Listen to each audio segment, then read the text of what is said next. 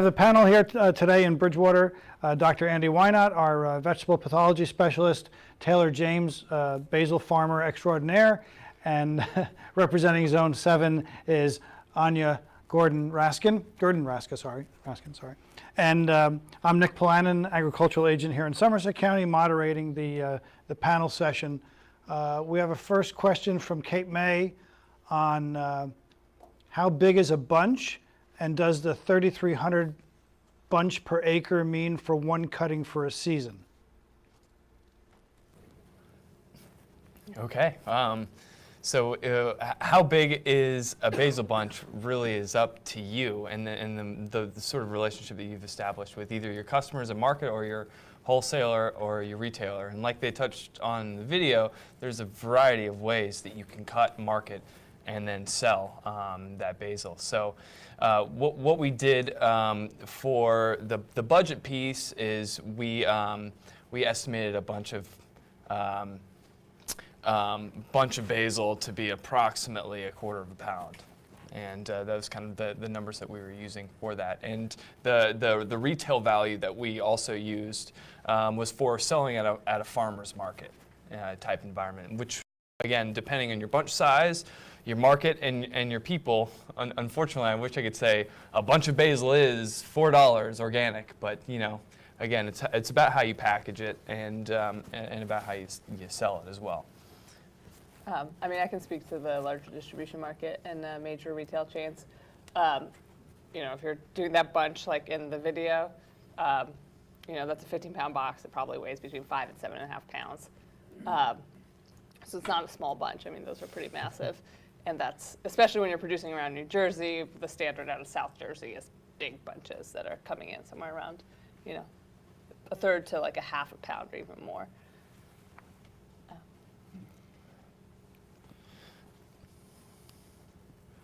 The other question here I saw, and then we'll get to something live here, was, is the profitability for Genovese the same as for others like Thai basil? I mean, in our experience, you're going to get profitability based on volume out of the Genovese basil. The specialty varieties, you're just never going to sell quite the same amount of volume.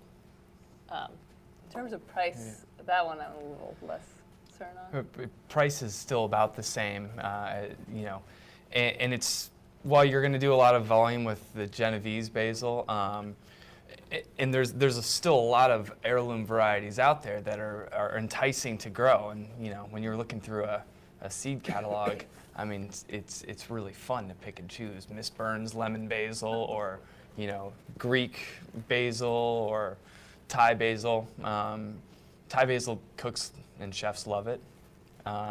So and there's a little bit more of familiarity with people who are showing up at farmers market stands or at CSAs. And so we found that some of our Thai basil did pretty well, and that customers liked it. But like Anya said, that you know, the main beast is the sweet Genovese basil, and then sort of secondarily the purple basil. Yeah. Yes, sir. Hi. Does the pricing fluctuate over the market year? Like, is the Christmas season a much higher price substantially? How does it go? So yes, I mean, there's basically two ways to approach a market. If you have a good relationship with your customer, you can lock in a price year round. However, like the larger, you know, larger volume, the prices will fluctuate. And what you see is basically a seasonal flow. In the main season, you're looking at $5 to $8 per pound, and that's like in the bulk sale. And this is terminal market pricing, so that's the price to the distributor. That's for volume. That's when you're sending out, you know, massive quantities. And then once the field basil drops off, then you're into your hydroponic and your greenhouse basil, and then the price kind of goes up. But then there's a different sales strategy because, right, your larger customers will fall off. And then you're looking at cultivating kind of special relationships with people who want to support local greenhouse production because it is more expensive. A question from Bordentown was, well, a combination, Cape May and Bordentown. One was, do basils grow better north-south or east-west orientation? And then what, thank you.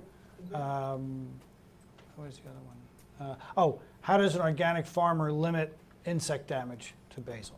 So we can combine those two together. Does basil grow better north-south or east-west? In our field this year, we had it going east and west, which is, if I'm not mistaken, the way that most people recommend you install a greenhouse, and that gets the most amount of sun over the bed of basil. And like Andy said, sun is good for leaves drying out and avoiding fusarium and mildews. So in that regards, I'd recommend going east and west. What was the second question? The insect damage for an organic production in basil? How do you limit insect damage? Oof. You know, it's a tricky one to mitigate some of that insect damage, especially because, you know, basil, unlike, you know, a pumpkin, if it's got, you know, the markings on it, people just generally shy away from that. We tend to have, you know, growing organically, we don't have a whole host of chemical combatants for bugs. But we find that in general, the bugs are going to other crops on our farm. You know, they tend to bother the brassicas and the solanaceous crops, which are also around during the time that we're growing basil. And then we don't really have too much of an issue with the beetles. There is some worry with worms and with cutworms. However, keeping the crop clean is really important. And like Andy said, it eliminates those other like climates for bugs to hang out in, and also for the different fungal diseases to hang out in. So we keep it clean. Keeping it clean really helps. Sort of anecdotally, I had a patch of basil right next to a bunch, you know, a weedy patch of basil next to a lot of pigweed and ragweed, the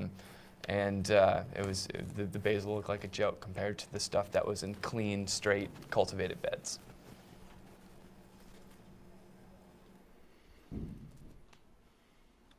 From Bordentown, the question: what is the length of your season, and what types of basil other than sweet basil do you grow? Okay, that's a good question. So the length of the season from the farming perspective, we put it out right at last frost date, and so I like to have it transplanted and ready to go in the field right at last frost date. For us here in these parts, it's around Mother's Day, but it's a total guess. You can definitely get away with pushing the limits and by planting around these parts early May if you've got row cover or something else to keep the basil a little bit warmer. And then we grow successions of basil basically until the August harvest, which is the point at which I can count on for sure we're going to have disease and pest problems, and I just can't grow anymore. So that's basically our season. So our harvests of basil are ready from the middle to end of June, basically through July, and then a couple weeks in August if we're lucky. Oh, and then the different types of basil.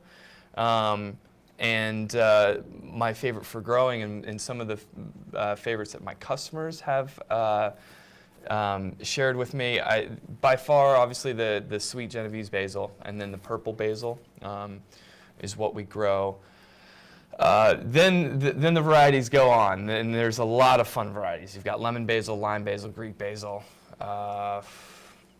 holy basil, cinnamon basil, which I really like, Thai basil. So how do you narrow this down? It's in a production field, find that a lot of those specialty basils, especially if you transplant them, go to seed very quickly. And a lot of them aren't great for, just for sort of a production scale harvest. For example, the Greek basil, while it's very aromatic and makes great pesto, is this kind of short, squat, semi-funny looking plant that doesn't bunch well. So it doesn't work as well in the mix. The Thai basil for us sometimes bolts very quickly. Same with the lemon basil and the lime basil if it doesn't have enough nutrients or if it's heat stressed or water stressed. So the ones that we've stuck to at Flipside Farm are your Genovese basil and the purple basil. And I always give a shot at one or two other basils in the mix to see what's going to be the next thing that my customers like. And I find that of all those, the cinnamon basil and the Thai basil are pretty neat because the plants are strong, so it makes me happy as a grower. And it doesn't flower as quickly, and people really like the novelty of both of those different flavors. The lemon and lime basils are nice, and you can really pick out those hints of flavor. But again, from a growing perspective, it's a little tricky to keep healthy and not going to seed on a larger scale than just the garden. Yes. Who are your seed suppliers in addition to Johnny's? In addition to Johnny's. What are my seed suppliers in addition to Johnny's? Johnny's is a good company, High Mowing. I get a lot of seeds from High Mowing. As a certified organic grower, I've shied away from Fedco. They don't quite have the variety, but I still use them. I think they're a great company. And then also Seed Savers Exchange. There are a couple other companies out there that sell some nice heirloom varieties like Territorial and Sustainable Seed Company. And a couple of others, but I stick with High Mowing and Johnny's primarily for organic basil varieties. I'm going to take one and then we'll come back in. Okay, so a couple questions for Andy. Does growing hydroponically or in a greenhouse reduce the chance of downy mildew? And what are the pesticides recommended currently for downy mildew and fusarium wilt? Okay. The first question was, does growing basil hydroponically or in a greenhouse reduce the chances for downy mildew? And that's no. Any disease you see out in the field, at some point in time, you will see in your structure, whether that be a high tunnel or greenhouse. So you have to be prepared. You may not show up as soon or as early as be as severe, but at some point, it will cause you problems, and basil downy mildew is no exception. And once it's inside, it can be even more difficult to control because of the lack of products you have, but you also have a harder time controlling your relative humidity and things like that. So yes, you will see diseases inside. The second question was, what are the recommendations currently for downy mildew? For downy mildew, there are conventionally, there are products labeled for downy mildew in the field.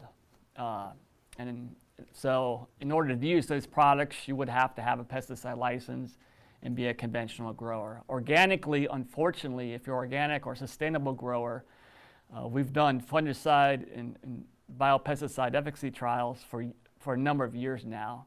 And none of the organic compounds give us nearly as good control as your conventional products.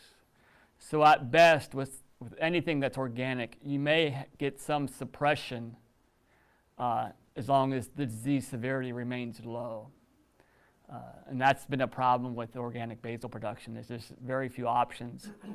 And of those options, there's very few things that can give you the control you actually need to control the disease. So hopefully in a few years, we'll have some resistant varieties that would be available on the market, and that would be your best way to control basil downy mildew, would be with genetic resistance in the host. I'll add to, from the grower's perspective, I'll add to what Andy said. We, for our later seedings of basil in the greenhouse, I sometimes use a product called Actinovate. It's a biological fungicide that's OMRI approved and works. However, a lot of people say it doesn't work, and I'm just wasting my time with it. And it's also a little bit expensive. So you can kind of go both ways on it. It is, again, a preventative. So you can't sprinkle these bacteria on a plant with downy mildew and expect it to go away. And the other tool that's useful for organic growing in the greenhouse is an oxidate or some sort of, what is that? Exactly. So if you see some molds on little seedlings or like a spore or spot, you can sort of hit it with that product, and that will eliminate it then and there if it can be eliminated. But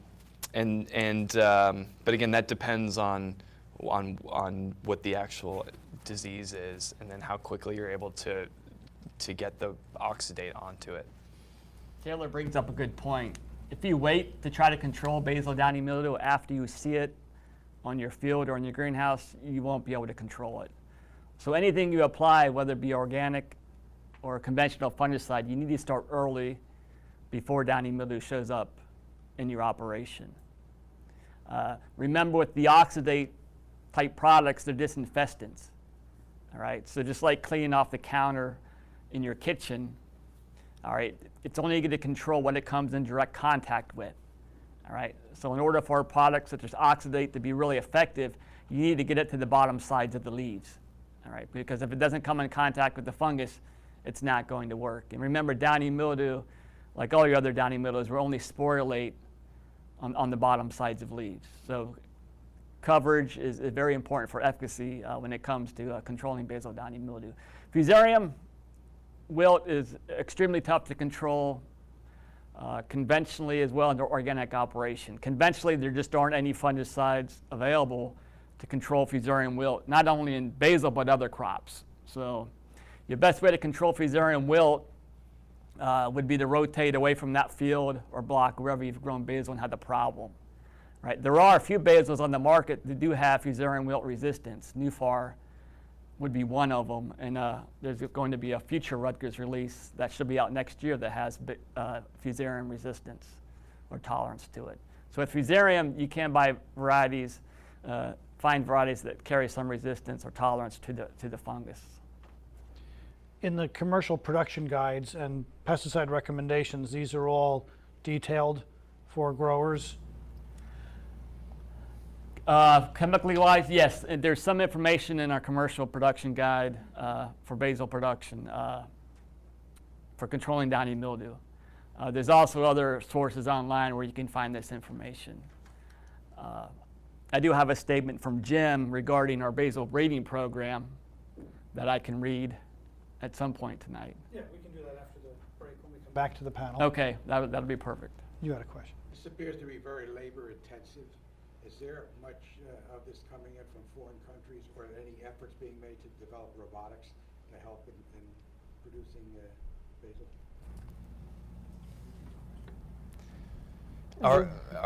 It seems, so your question, I guess, it seems like it's a labor productive or labor intensive crop. Is there, are there efforts being made internationally with robotics to help ease this? Robotics, labor costs supposedly are less expensive out of this country, and we don't have laborers here easily to find. So I'm wondering, if they can do it cheaper and get it here, is there a market, or we have any kind of competition from foreign countries? And then the second question would be, you see so many things being done with robotics now that, things that you wouldn't imagine could be done.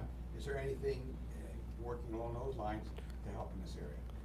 So I see a lot of competition for a lot of products. Basil's not one of them in terms of international competition. It's just so freaking perishable. I don't even see a lot of out-of-state competition for basil, and that might just be because New Jersey produces a lot of it.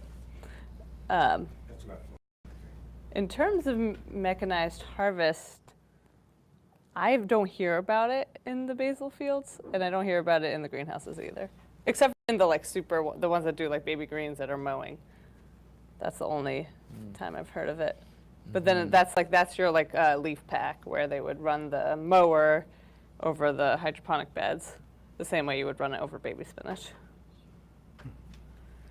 So then a good follow-up from Cape May, and I guess this will be the last question before our break, is how much basil acreage can be farmed by one person?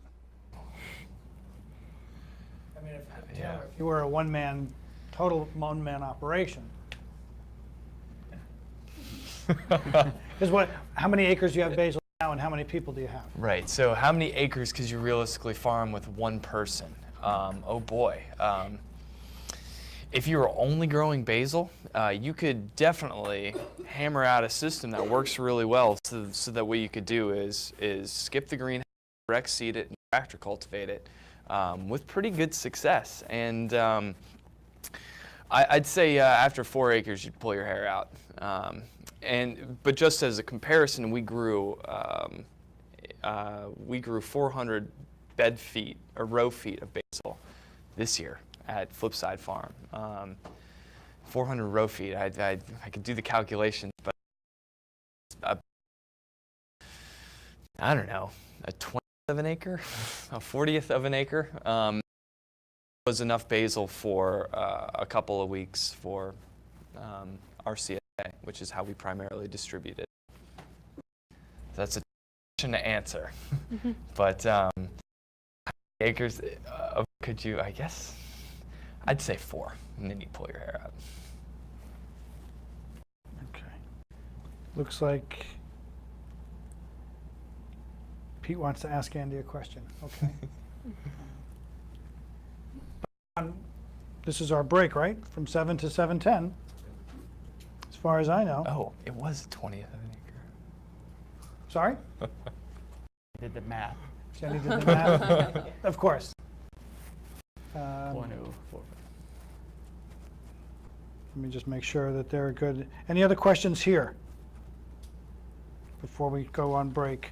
There's a few large scale basil producers in the country that would produce and harvest basil mechanically just by chopping it, throw it in the back of a large truck, and they would be drying it for, herb-based type dried products.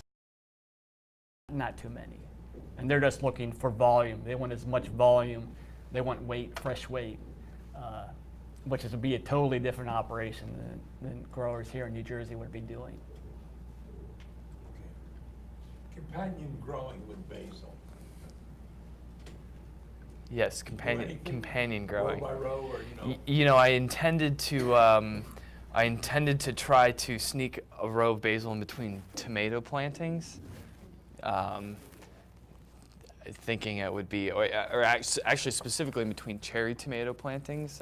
Thinking, on those old timer books, they always say plant carrots with peas, marigolds with a nice companion planting. I don't know. Does it have benefits to the growing, like insect with disease resistance? I would say it's likely anecdotal, so I couldn't speak to it 100%.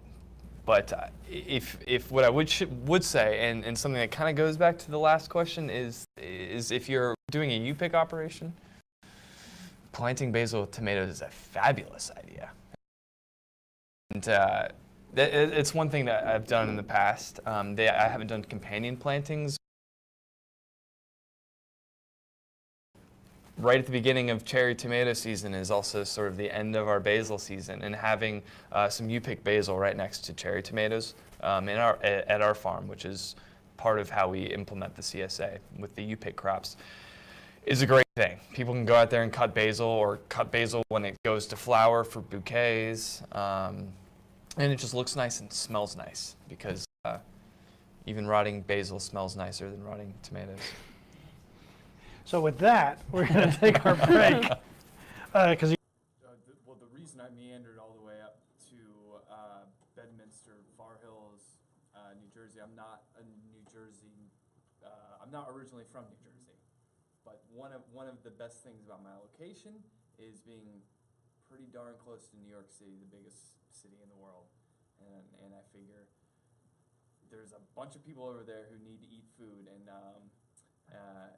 I can provide for them. So that was the very first thing. It's like very close to the largest urban center of the world. The strength of my location is for the model of organic farming that I use, which is the CSA model to distribute produce. There are a lot of educated people in my area and in around my area that are on board with this local organic movement, and so I'm capitalizing on that as well. And those are the people who are curious about a variety of vegetables and produce, and also a variety of herbs, and especially basil. And that's why it's very fun to be able to grow a couple different varieties for people who may actually know what they are and appreciate them for all of the deliciousness that it really is.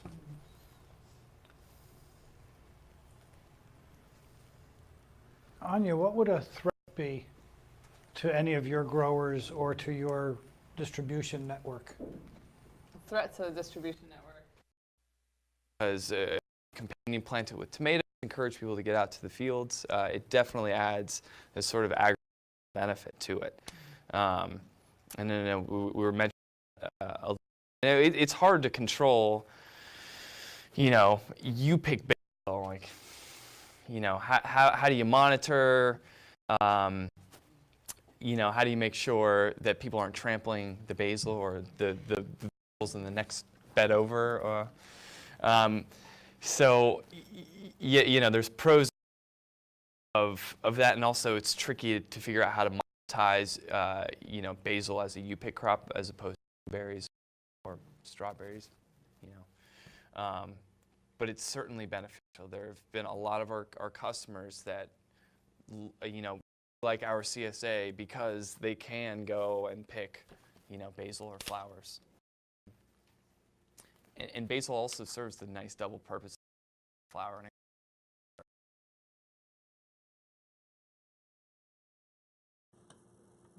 How many existing farmers here?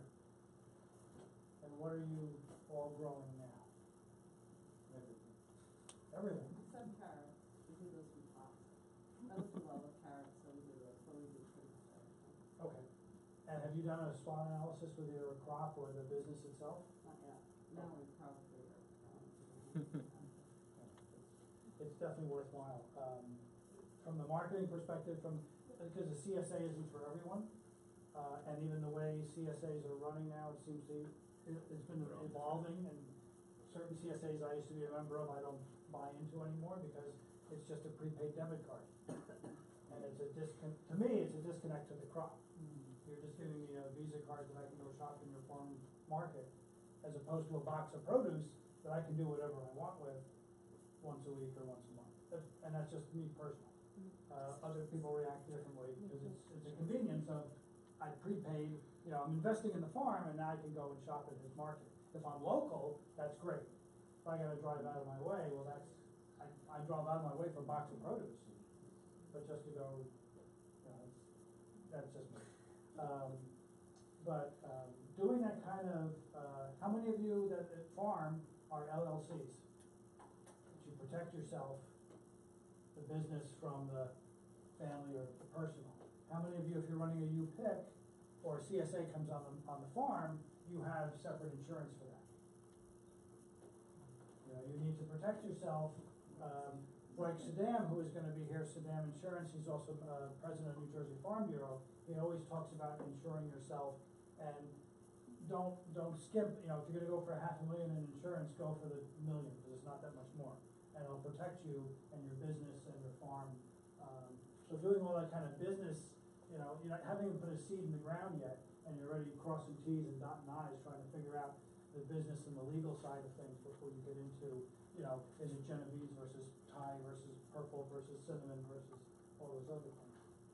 So it's a lot of things that sometimes, that's why when we did Annie's project, when we did later life farming, estate planning, transfer of farm, things like that, it's almost like this individual denial or avoidance of those issues because I'm going to be busy planting and growing the crop and selling, but you've got to, to sustain yourself and protect yourself, you want to have all those other things in place too. A business plan, a mission statement, a vision, where do you see your farm, that horrible interview question, where do you see yourself in 5 years?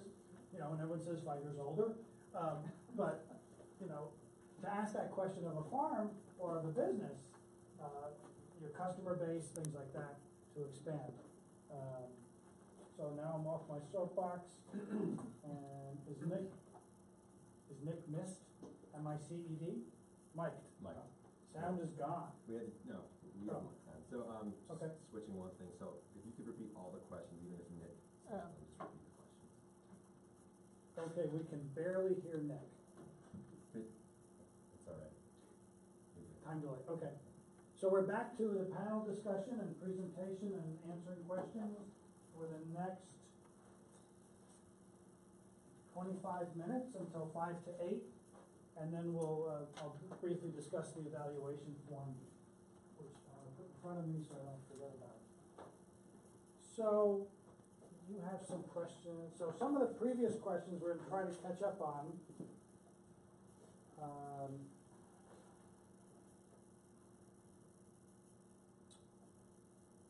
This doesn't say really who the question is for, so it's open to the panel. From Bordentown, are there any extended production techniques for basil? I assume that means to extend the season? Are there any extended production techniques for basil? Yes, there are. There certainly are.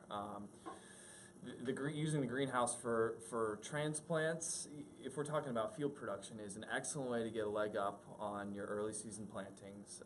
Having your first basil planting go out in the field as a seedling that's had 4 weeks of growing behind it is definitely a great way to extend the season on the early end. You could extend it even earlier if you're growing in soil by putting it out in the field, covering it with a floating row cover, especially a thicker millimeter version of Agribon or something similar to that. And then also the use of a high tunnel both on the front and the back end of the growing season. The only trouble with the back end of the growing season, extending it past August and September, and into the colder months, is really just the disease issues that are lingering on from August onwards. So, in my personal opinion, I found it that season extension is better on the earlier end if you're growing in soil. From Cape May, can you cut basil and place it in a vase like you would flowers? Great question. Can you cut basil and put it in a vase like flowers? So there's been much of the video and our discussion has been, well, how the heck do you store this crop? And when we have basil available at our CSA for pickup, we tell people to do exactly that. Treat it like a flower, put it in a vase, and keep it on your counter. That's the best way it's going to store. And in fact, we've done a little bit of trial with some small wholesale deliveries where we've literally just filled lugs with a couple of inches of water, stood up all of the basil bunches in there, and just shipped it out. And that tends to work, and we've had some good feedback with it. It's just kind of logistically tough to keep basil standing in water during transportation. We have the most success with hydro basil that actually comes with, like, in the sleeves with a little water at the bottom of the sleeve.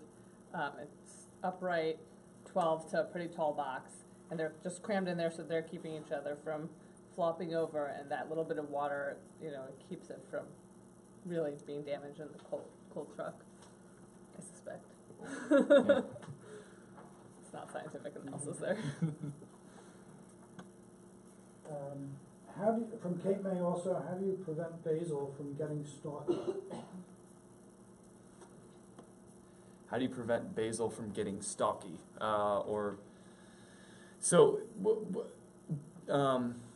It's a good question. First of all, if your soil quality is really good, and if it's if there's a lot of organic matter in there, it's composted, it's got good soil tilth, your plants are going to naturally be thicker and bigger. To avoid leggy plants, what you want to do is make sure, first of all, if you're transplanting, you get the transplanted plugs out in the field right when that root ball fills out in your plugs. That'll help prevent the plant from growing straight up and straight into flower. And then lastly, at Flipside Farm, we usually just clear cut our basil because I just don't have the patience or the energy to go around and pluck off side stems. But what I found is that if you pluck off side stems, your plant gets pretty tall and spindly and quick, and it makes a recutting for my thick basil bunches a little bit tougher. So I hope that answers the question. Do you tip prune at any point, like when they're 3 inches or so tall, so you get a nice bushier plant? You know, we haven't done that. Do we tip prune during the growing season to make sure that it stays nice and bushy? You know, we haven't really done that. What we do is go through and pinch flowers, and I find that that's really the best. That's as much energy and labor I can really afford to put into the crop. I was thinking when you put the plug in, if you were to tip prune those 2 or 3, 4 plants, then it may be effective. And I think you're saying that may be very effective for us hydroponically as well. To get a denser plant. Very, very well might be. And one of the things we do, however, we for basil, when we transplant basil, after we cut furrows in the field, we actually plant them pretty close together, so that I sort of avoid a lot of the issues of having to grow a big bunch, because I've got a lot of plants right next to each other, and it makes the clipping and the bunching very easy. And still, because the soil quality is really good, I'm still getting full foliage on our plants. Though I should say that does lead me into another question. Pruning off flowers, I found, yes, it is useful, especially on the heirloom plants. I will say this because when you start to get that flower, the plant actually does become a little bit more bitter. You know, I don't know, it's bitter, less sweet, and I don't know what the exact science is, but you know, I've gotten some feedback, some rather blunt feedback this year from my CSA members who have complained about that basil that you saw another week after we did the cutting for the video shoot, because some of it had bolted and we weren't assiduous about pinching off those flower stalks. And one woman told me, it ruined my pesto, I had to throw it all out. And I'm thinking, but it was beautiful. So I do recommend pinching off the flower stalks if you can afford the maintenance for that. And that's just a good way to keep that planting, that succession of basil going for a little bit longer. 2 questions from Bordentown, both on hydroponics. How does hydroponics cost compared to other methods? And does hydroponics change the flavor or speed production of basil? So hydroponic definitely costs more, especially if you're selling it in the bunched, sleeved, kind of living, sorry, not bunched, in the sleeved living version. And I don't have that price off the top of my head, but I can find it while someone answers the second part. Is there a difference with hydroponically grown flavor, I guess, or quality? As an organic farmer, I always ask, well, what is, in a hydroponic system, what's being fed to the plant? There's been studies, well, it's organic, we're feeding them organic material, but there has been studies done that say that if there's a lot of factory farmers for hydroponics, they go really low with their nutrients. When you do that, of course, it waters down the flavor of the plant. But there's been studies done to show that actually the nutrients level is a little bit higher in hydroponic plants, and the flavor is, I think you got to make sure. As a hydroponic farmer, I think it's a better flavor. Better quality, sweeter. I would say that the customer base for a hydro basil is just very different from the customer base for a bulk. Well, I'll call it a bulk basil. It doesn't matter how it's grown, but when it's sold in bulk, you know, that's how your restaurants want to buy it. That's how your processors want to buy it. That's how like home cooks making pesto want to buy it. But in general, on the retail market, that's where you get your sleeve living basil market. And those, yes, for sleeve living basil, you can get more than $1 a piece to the distributor. So that's a lot of money. It's not a lot of yield, right? That's why home chefs love it, but your restaurants aren't. You know, your pizza places don't really want to buy a living, you know, stocky sleeved basil. They just want basil in quantity. But it has a much longer shelf life, if you will, in the restaurant or in the store, because it is still a living plant, and a little bit of moisture will keep it alive and crisp and beautiful. That It's a hasn't marketing necessarily been my experience. I've had pizza places that have bought the Mhm. basil and they put it on their counter where they make their pies for the fragrance and just the whole, the whole selling point. I do want to plug the soil though by saying I have had some good basil and I've had some bad tasting basil, and in my field you can definitely trace back to soil quality. Two very similarly planted basils in time. Hydroponics, I think it depends on if you maintain a good nutrient level. In a hydroponic system, it seems like you're able to keep those controls sort of the same. In soil farming or dirt farming, there's variations every foot in your soil. But if you are, cultivating and growing good soils with compost and green manures, and you're going to have some really fantastic basil, especially if you cut it young.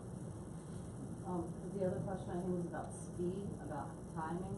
I mean, our germination, I planted 3 days ago, and my guys for my basil are already coming up. So as far as speed, yeah, for that. But I disagree with him about the water and the soil, because I think they're both equally delicious. But you're using both earth resources, and you know what I mean. And it does depend on the medium it's growing in. So it does depend on the soil. And it does depend on they're using more nutrients or less nutrients in their water. So I think it's Personal preference. Well, speaking of soil health along those lines, there was a question about manure applications, and then how long would you have to wait between that kind of application and, let's say, harvest? Great question. So the question is about soil health and application of manures, and then the wait till harvest. For certified organic application, or to follow certified organic practices, you need to spread manure 90 days before a harvest of a crop if it's not touching the ground, or 120 days if part of the crop is touching the ground or is in the ground, like carrots. Or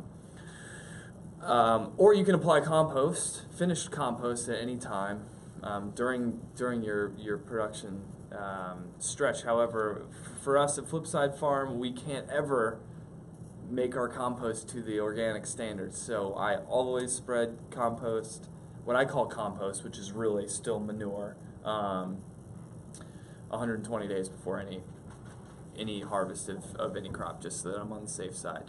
I think, however, animal manures are really important. I like to take those raw manures and compost them at least slightly before applying them on the field to make them a little bit more stable, a little bit less weedy. The more you can cook manure or compost before it stabilizes, gets out into your field, I think the better. But I do think it's an important part to building good flavor, good sweetness in the basil, and also just improving your soil. Was there a pH mentioned in that basil would favor or do better in, or soil in general? Questions about pH for basil, and it's stumping us. It might be in the, I don't remember offhand, it might be in the fact sheet we produced. Flipside Farm, the last time that we did a soil test with you, we had a really nice pH reading, like 6.9. So we don't really do anything. We haven't added lime or. We unfortunately have a nice, or fortunately I should say, have a nice pH level for just about every crop except for blueberries. Andy, you had a statement from Jim Simon to share with Yes. everyone about Our basil breeding Rutgers basil program. breeding program. The program itself actually started in 2009, 2 years after basil downy mildew first showed up in the United States. Jim Simon and I wrote a couple of USDA grants that weren't funded. In 2011, a grant was funded for 5 years, which has initiated the breeding program that we've started and have continued. So really, we've been breeding basil with students at Rutgers since 2011 with Rob Pine and now Rob Matera. He's taking over for Rob Pine. One girl, Catherine Homer, is working on the fusarium wilt side of things, and a new student who starts this fall, AJ Noda, is going to be working on basal downy mildew in some fashion or one another. But I have good news. We've been breeding since 2011. In these past couple of years, we've developed a few lines that are going to come to market. Right now, nothing's never easy. There's patents to be written and filed, as well as an output large enough to produce the seed, enough basil seed so it can be commercially available to growers such as yourself. So I contacted Jim yesterday, and he emailed me this morning, and I said, give me some talking points. Well, he gave me a press statement, basically. So I'm going to read it because there's things I'm allowed to say and things I'm not allowed to say at this point. But I'm going to go ahead and read it to you so everybody knows, because we get these questions almost every time we talk about basal downy mildew. So Rutgers has successfully bred several sweet basils that look gorgeous and have been licensed to a private seed company, a new company called Van Drunen Farm Specialist Seeds. Seed production for these new varieties, which are highly tolerant to downy mildew, are being produced now, and the seed company expects seeds to be available for the 2018 growing season. We expect seeds to be limited in this first year. As with any new variety, it often takes the seed company a few years to produce the stock up and to move ahead.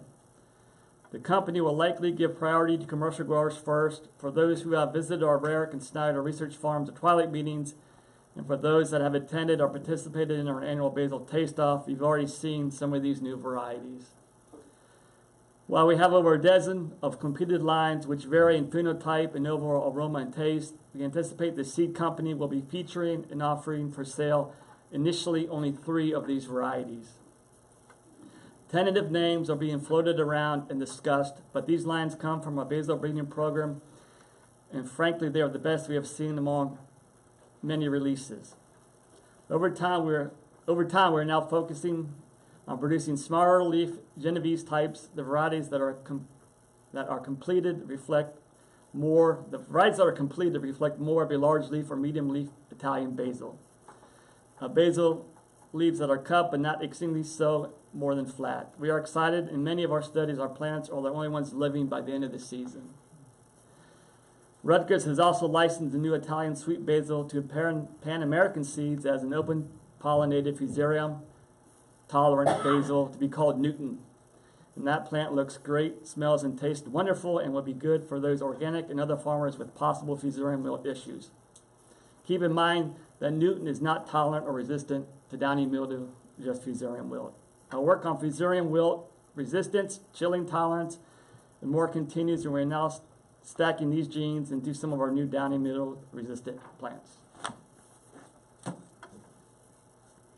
So stay tuned for. Yeah, and then you heard it here first. Well, maybe Kate May didn't. Okay, well, I can send a You can statement. tell them again, or something, yeah. Question, sir. Yes, I have a question about profitability. Dr. Anderson made a comment to me before. He says, if you want to make $1 million as a farmer, you start with $5 million. So I'm wondering here on these numbers, we're talking about for 1/10 of an acre basil on 1/10 of an acre farm, you're standing to look at a net return of $3,103. If you have a 10-acre farm for 1/10 of an acre, is this saying that if you run 1 acre on a 10-acre farm, you're going to make $66,000 instead of $6,000, and if you end up with after 10 acres, you're going to have $600,000. Am I interpreting that correctly, or is that the kind of money you can really make with this, or no? I would say that you have to ramp up. Nobody can make, unless your connections are amazing, in your first year, start small, find a market, develop customers, and go from there. Okay, but if you have a market, you find you can sell it, you can get up to those kind of really reasonable numbers. Time like this, yeah. You know what, I'd be better off working at a gas station to make this kind of money rather than putting all this work and effort and labor and money into it. And I can make a hell of a lot more just doing that. Or in my profession, I can do some tax returns and I'm done in one, a couple of nights. So those numbers are basically for direct to direct to consumer price. So basically, that's a farmer's market price. The trouble is that you could go to market if it was a great one, like Summit Market or any of the other great ones that you've got around the state, and sell 100 bunches of basil. The problem is once you get higher than that, you don't have that high retail price that you're commanding. So unless you're doing 30 different farmers markets across the state, and so that's why the tenth of an acre, making $3,000 is a feasible thing, because if you're able to go through and clear out all of your basil and sell each of those bunches of basil at market to the person who's coming by the farm stand to buy a certified organic bunch of basil, well then yes, you can hit those numbers. But unfortunately, that doesn't translate to 10 acres of basil, because 10 acres of basil is like 100 farmers markets 3 times a week. You know what I mean? In terms of commanding that price. So it's tricky to think about expanding production because of the necessary cuts that you're going to inevitably face trying to move that product through a wholesale outlet. Then you're talking about, ramping up your efficiencies, because ultimately farming, that's why distributors exist, right? Because it is an economy of scale, and after those, 100 bunches are sold at a farmer's market, it starts costing you more and more to move the next 100 bunches, whereas you can actually become more efficient by, say, outsourcing your distribution arm and your sales arm to a distributor. And yes, you're making less per bunch, but you're making the same profit overall, right? Because you're outsourcing the cost of sales and marketing and distribution and collections from restaurants, who are the best. Love restaurants. Okay. Thank you. So I hope that gets at least some way to that answer. Yes. You had mentioned earlier seed sources that you had recommended or you used and had success with. There was a question from another site about if you could just repeat or give that list again about the seed sources, and then what soil mix do you use in the cells starting the seeds in the beginning of the season? Okay, so where do I get seed organic seed varieties from? Primarily, my 2 main sources are Johnny's Seeds and High Mowing Seeds. I do get some from Fedco, from Sustainable Seed Company, from Territorial, and Seed Savers Exchange. I should say Flipside Farm is certified organic in terms of its produce, so what we are looking for is also organic seed. Now, a lot of the especially the heirloom varieties, you may not find a certified organic seed out there in the marketplace, and that's why it's a good idea to have at least a host of a couple of different seed companies to go to. And then the second part of that was The soil mix in the greenhouse.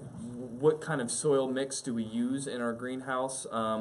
Again, there's farmers have a wide array of soil mixes that they use. Some farmers, especially organic farmers, like to make it on site. I haven't bought into that yet. Right now, I just call it in from McEnroe's Organic Farm up in New York, and I coordinate with a couple of other farmers, coordinate a delivery of an entire flatbed from New York down to New Jersey so that we can save on costs.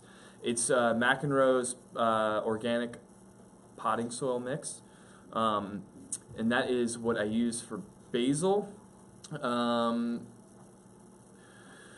Sometimes what I do is when we prepare the seeding flats is use that for the base, and then after you put the seeds in the individual cells, I cover it with McEnroe's light potting mix, which is pretty much the same as the organic potting mix. It just has a little bit of extra vermiculite in it, and that'll help hold a little bit extra moisture. And I find that helps in the initial part of the greenhouse growing for those basil starts.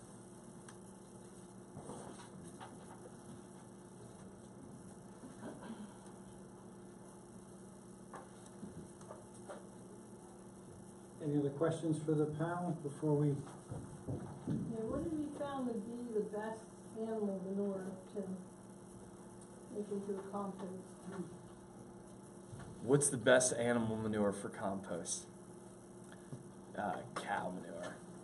Cow manure is great because I can get it in large quantities. Chicken manure smells worse, but those are the two best: chicken and cow manure. I find that they have the least amount of weed seeds, and they require the least amount of conditioning in the compost pile. So while I like to compost every manure that I get, at least to some degree, I find that those are the best.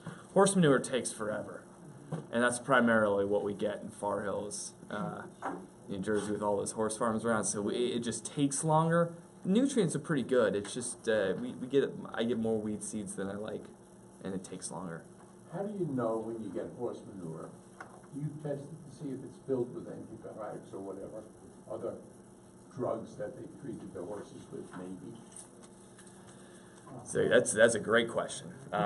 Do I test those animals and the bedding from horses? Do I test that for? Test the manure anyhow. No, I don't. It might scare me, I guess. I hope it doesn't if we ever were to test it. But what we do is I never put it out in the field immediately. Never do that. I have to let it cook. I mix it with other organic. You cook it for a good year and then blend it in. Exactly. And I feel like that certainly helps mitigate the risks from any antibiotics or wood that comes in. I do have a couple of specific transporters, however, that are very careful about the manure that they take out of horse barns. And so I trust my manure transporters. So they know whether the animals are being treated? Exactly. So. I got a bridge at home, so. So usually before I get a load, they're like, "Hey, this is very wood heavy, or this one's been broken down." I usually kind of get a scope out of what's being delivered to me and what kind of state it's in before I accept it. But in general, I've got a guy who has very strict guidelines on what goes into the container out of the horse barn, and so far we haven't picked up any residuals of metallic substances or any of those other dangerous chemicals or compounds that you might get in those medicines in our plants or in our soil. So We want to thank the panel very much for all their information today. Hi everyone, Nick Polanin, County Agent up in Somerset County, sharing with you the evaluation form that hopefully all of you have received, and a request to participate in our research study based on our funding from USDA and IFA. The research is confidential. Your information and the records and all the responses that you provide will be kept in a confidential manner, and just basically the responses that we report back would be research-based with percentages and not actual individual information. The research team and the Institutional Review Board at Rutgers University are the only parties that see the initial data, and then we, like I said, we just report the percentages of responses. So if you can read the initial page, the cover page to the survey and the evaluation form, and then the form itself is in the second page, talking about your responses to currently, whether you're currently farming this crop, thinking about doing it in the future, indicating your knowledge before and after the session today on Basil. And then on the back side are, do you plan to attend future sessions? We do have three other additional sessions this fall. The one on garlic is in your package this evening. And there are sign-ups available on Eventbrite already for the other sessions through December. So information that hopefully you'll be able to freely share with us. Like I said, the data, the individual data is confidential, and we only report the percentages that is required from the grant funding USDA NIFA. If there's any questions on that, I'm sure your local program coordinators there can answer them for you. I'll take any questions here from Somerset if there are any on the evaluation form itself. If not, I'll collect them here at the table or any table at either doorway that you're leaving. Thank you very much for a great evening. Thank you for coming out, and hopefully we'll see you at the garlic session on October 17th or any of our future sessions. Thank you very much. Have a great evening, everyone.